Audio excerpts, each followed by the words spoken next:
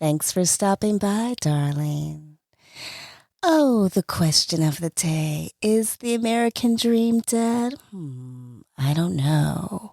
But I often reflect on my showgirl dreams. You see, I longed to be covered in glitter and rhinestones, dancing under cool lights for a very long time. And you might think, hmm, really? That's strange. Now, I started my career as a burlesque performer in New York City in, I believe it was 2006. And when you know, perhaps it was 2005, one or the other, but when you know that that was a dream come true for me. So let me back up a little bit. How did I get into burlesque is where we should start. I found myself choosing to sign up for a performance slot at a variety show. It was a group of female producers who had space, and they had said that anyone who wanted to sign up and to perform their talent could do so. Now, at the time, I wasn't thinking of doing like a one woman show or anything like that. I wanted to dance. Unfortunately, here we are maybe a week before the performance night, and I had been unable to secure a dance partner.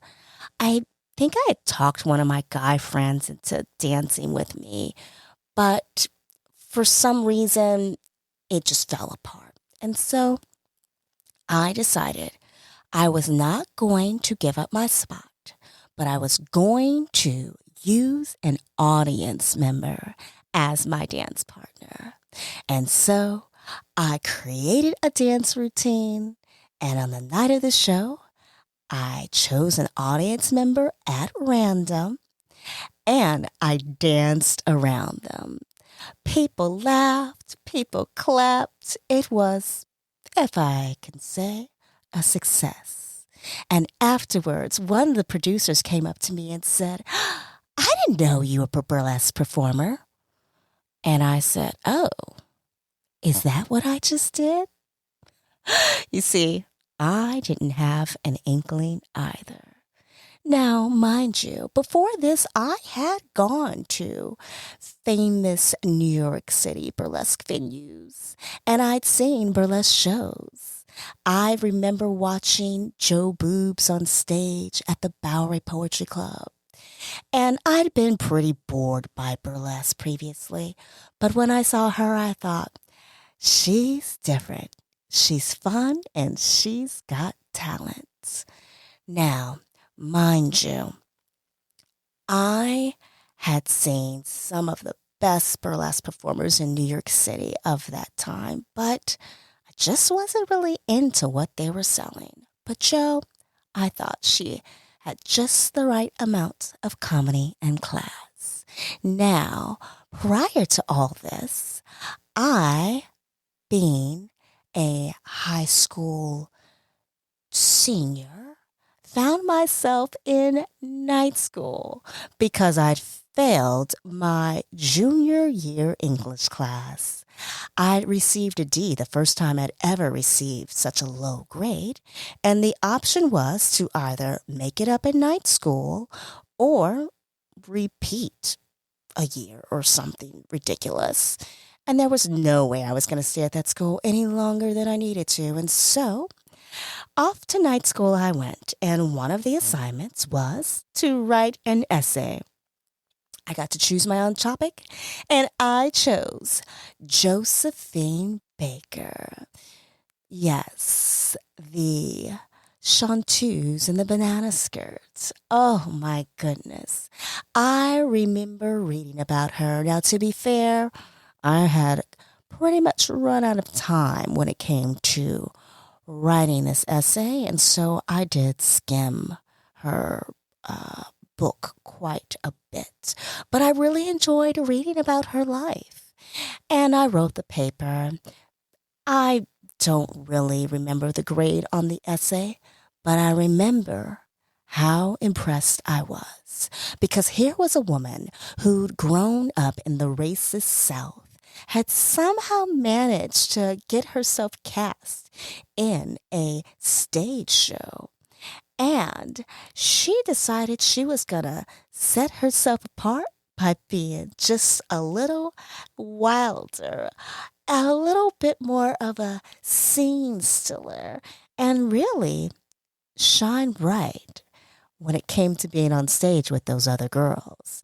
Now, this is a risky move because you can find yourself in a production where the producer, the director says, oh no, we will not have one star of the show.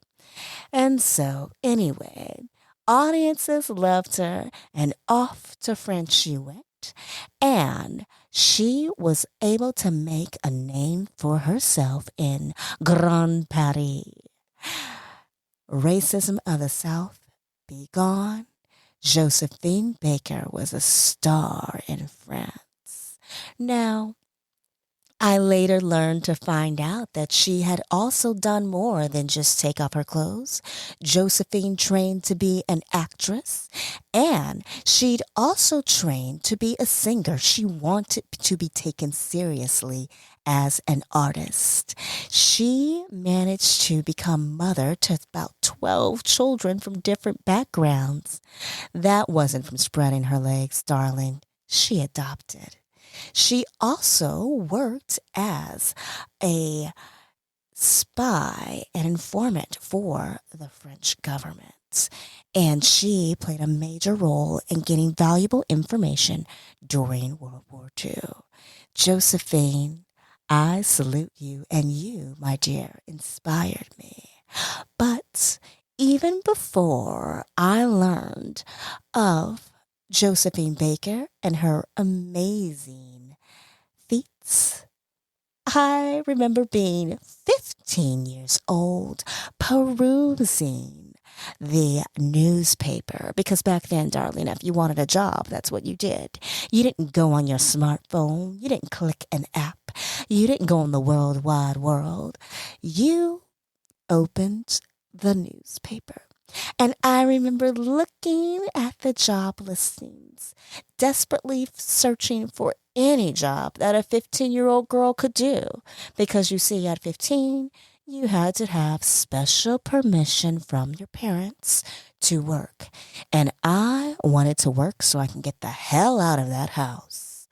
Now, the one job that seemed to be a little flexible on age, or at least the kind of job where they might not check too closely, was that of a dancer at a strip club. And I envisioned myself being on stage, dancing every night. But hopefully I could just dance. I wouldn't have to lap dance or do anything naughty.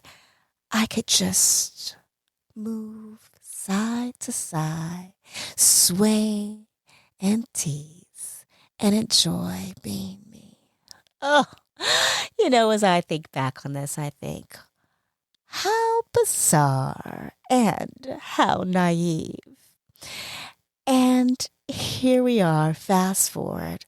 I've taken my clothes off on many stages without hesitating, without thinking it was something degrading or demeaning, but simply embracing creating art. Now, I must confess I am older, and I often ask myself, where do I stand artistically with the world of striptease? Am I that naive 15-year-old who just wants to sway and move? Or am I that brazen 20-something-year-old who's ready to twirl, shimmy, and shake? Well, time will tell, because there's still at least one more good bump and grind in this dancer.